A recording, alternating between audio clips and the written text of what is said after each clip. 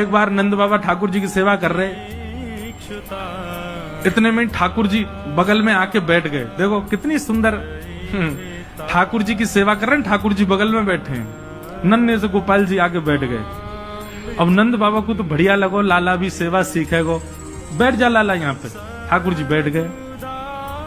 नंद बाबा ने पहले दूध से स्नान करायो, फिर दही से स्नान करायो, फिर घी से स्नान करायो, शहद से स्नान करायो। जैसी शहद पड़ो शालिग्राम भगवान पे, सोई ठाकुर जी के लार न करिया यहाँ थे। ओहो कितना सौभाग्यशाली है जे।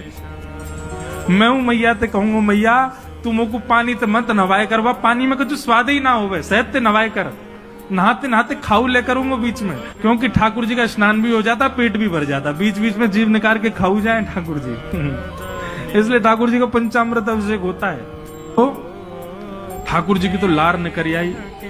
ठाकुर जी बोले जय जय मीठो है गयो होगो, अब तो रस भरो है गयो होगो। और फिर शहद लगे को जय जय मीठो है गयो अब तो। नंद बाबा ने बढ़िया ठाकुर जी को श्रृंगार आदि करके और महाराज ठाकुर जी को तुलसी पदरा के चंदन वंदन लगा के, और नंद बाबा अपनी माला झोली में हाथ दे करके और जाप करने लगे। पूज्य पिताजी महाराज के मुख पर कपड़ा डाल के जप करने से मन एकाग्र होता है, ये भी एक साधन देगी। बाबा तो जाप में चलोगो,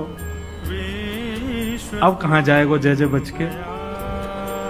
सोई ठाकुर जी धीरे से गए और चौकी पे धरे शालिग्राम भगवान उठाए और मुंह में धर के बैठ गए। और जैसे कोई पान चूसता है, ऐसे ठाकुर जी यहां से चूस रहे हैं मुंह में धर के शालिग्राम जी को, और बैठ गए नंद बाबा के बगल में आंख बंद करके। इनको भी ध्यान चल रहा है।